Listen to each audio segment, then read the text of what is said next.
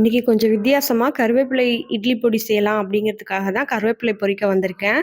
நான் வரப்ப மரம் ஃபுல்லா கொழு கொழுன்னு இருந்துச்சு. திரும்பி போறப்ப மரத்த ஃபுல்லா மொட்டை அடிச்சாச்சு. வெறும் குச்சி மட்டும் தான் அதுல இருந்தது.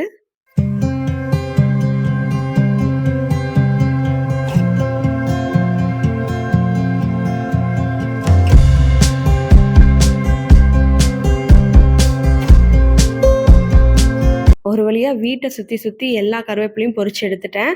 அதுக்கப்புறம் மாங்கா பறிக்கலான்னு பார்த்தேன். அது ரொம்ப பிஞ்சா இருந்தது. சரி இன்னும் 1 மாசம் கழிச்சு தான் பொறிக்க முடியும் அப்படின்னு சொல்லி அத விட்டாச்சு.